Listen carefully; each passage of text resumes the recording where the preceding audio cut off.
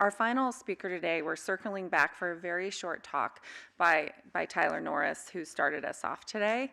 Tyler's bringing us back to ourselves. This work can be a bit of a roller coaster. It can be highs of excitement of new ideas and then lows of, oh my gosh, we have so much to do so fast. Can we do it? And so we're going to have a lot of fun at Galena tonight, connecting to each other, moving together and connecting. But I wanted Tyler to bring us home to ourselves as we wrap up the day. So please join me in welcoming to the stage Tyler Norris.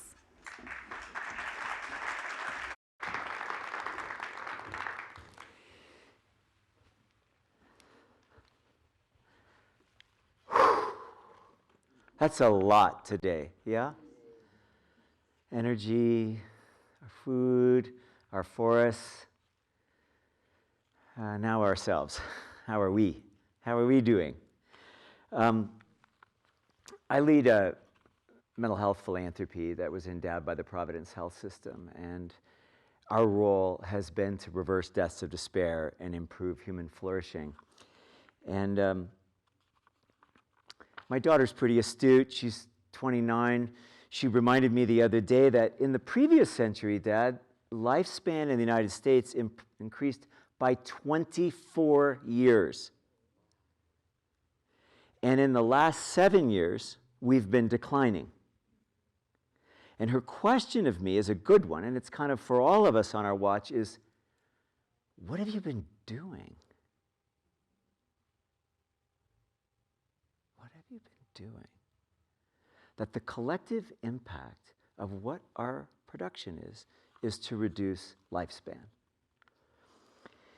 So I want to ask a question about what leadership looks like, whether we're focused on energy or food or forests or the sea or any of these pieces. What does it look like to secure legacies? When I began yesterday, I said that we can't change the legacy we inherited, but we can surely change that which we pass to the future.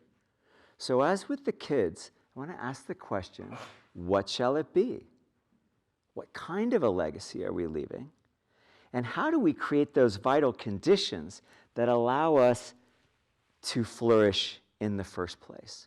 What does it mean to be a steward of the future, whose lives are dedicated to the next generation?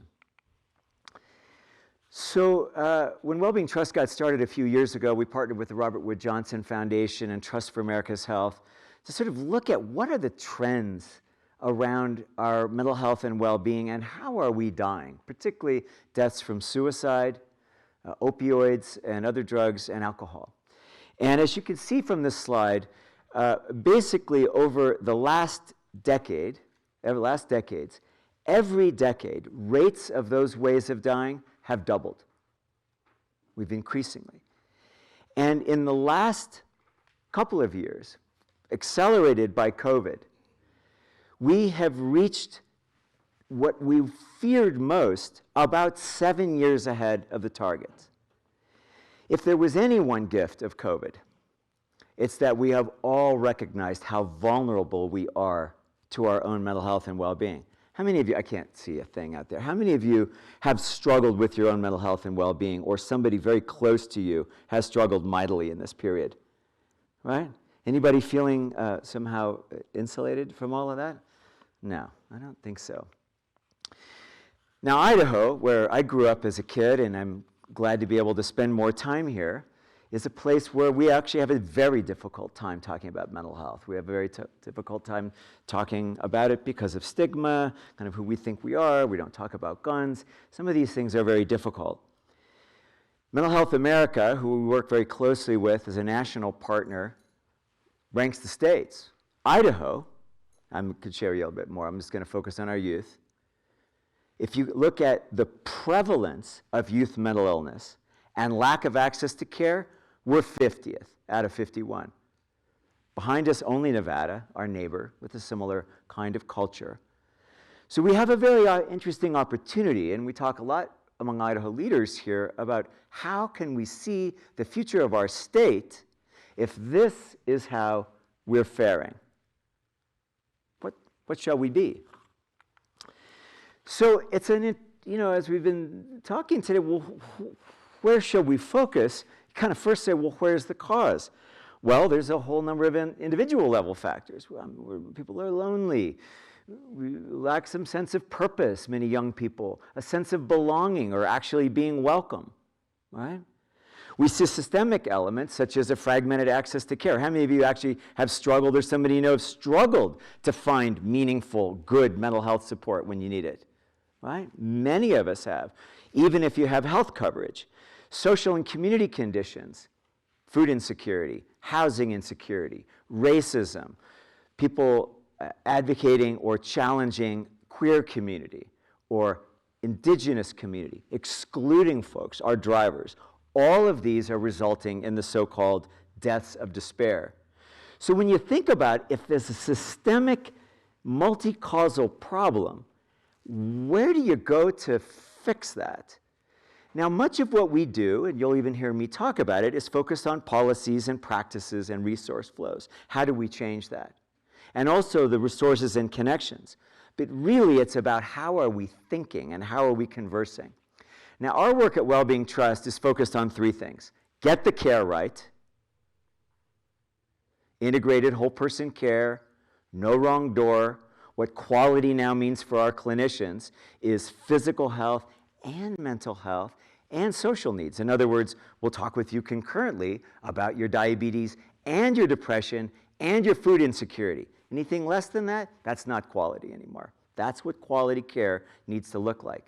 Secondly is policy to make sure that that care gets paid for. And third, how are we creating communities that are gardens to grow people in the first place? What that means is that this old language of the social determinants of health is now these vital conditions for well-being. What do we need to thrive? What do we need to flourish? Just take a scan at this for a moment. And at the center is civic muscle, which is where we ended yesterday, which is how do we build the community and political will to do what we know we need to do. Much of our focus has been to build a social movement. We reverse engineered the last 10 social movements from abolition to suffrage to marriage equality and say, what do they need? And we've been very deliberately, longer conversation asked me over dinner, how we've been investing in missing movement infrastructure to support a field that is capable of having enough dose to save lives. And by dose, I mean reach, intensity, and duration that's capable of actually saving lives. That's what we've done. We've helped start most all of those organizations in those 5 years to do what they need to do, policy, data, et cetera. And what that means at the local level is we have the same kind of opportunity. How do we make sure we have the policy levers and communication levers and data levers, ways of engaging people in meaningful ways of making change? That's what we're committed to. But one of the greatest challenges we're facing right now is around our workforce. Now, you'll often hear calls, oh, we need more psychiatrists and psychologists. We probably do, but we'll never get there. That will never be a solution to address what's going on. We could also train more marriage and family therapists and social workers and others, and we're working very hard to build those pathways to careers, including navigators, community health workers, peer support specialists, qualified mental health advocates, and the array of professionals who can support and meet people where they are. But our opportunity, I think, and the seed that I'd like to plant is how do we learn to be our own first responders? How do we democratize the capacity in our community to meet people who are struggling with higher rates of anxiety and depression and falling back on their addiction and suicidal ideation? And we call this Strengthen Us.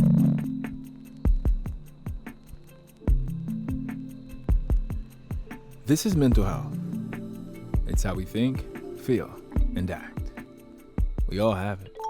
It's fundamental to our overall health. And everyone will need help with mental health at some point. It's part of being human. But help is in short supply. Our care system is designed for sickness and crises. And in day-to-day life, people often don't know what they can do to get help, give help, or even where to start. But better is possible. we can have the skills to help care for ourselves and others before things reach crises. To be the first point of support, know what to do, where to start. Strengthen Us is a community-led initiative to help everyone learn basic ways to support common mental health needs. Our communities show up for each other every day. Listen, partner, learn, care. Let's strengthen our ability to say, I can help in the moment with people we know best. We're already seeing change happen. People are recognizing it's okay not to be okay. We can take the next step. It's time we have the words to talk about it, the skills to act. You never know how these simple actions could make a big difference. We believe everyone has the power to help. Together, we can be the movement of communities caring for our mental health.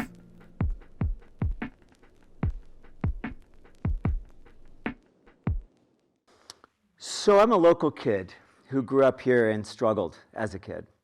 And when I got in trouble, community wrapped around me. In fact, community saved my life.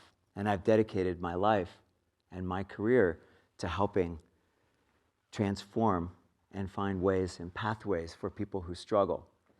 What we're doing here is helping everyone learn, how do I recognize someone who's struggling? How do I discern how I might engage with them in a meaningful way and open a conversation and make it safe for someone to describe how they're feeling? Maybe it's you that needs to describe to someone else how you're doing. And then how to close that conversation with a bit of a referral. So if you're interested about the systemic change in mental health and what we're doing broadly in policy change in communities, 988 rollout, I'm happy to talk with you about all of that. But as leaders here trying to create a sustainable and just world, our interiority and that of our friends and neighbors is at the heart. And who we are with one another and how we can turn to one another with a sense of safety and confidence that we're going to be held in respect and met with the support we need means everything. Whether we're just a little anxious or sadly, when too many people are saying it's not worth it anymore. So this Spark talk at the end is actually a message of possibility because we are hardwired to connect. And what's going on here is a spiritual crisis, and the only antidote is human connection. So here's the connection, and let's enjoy our evening at Galena together. Thank you for letting me close this afternoon.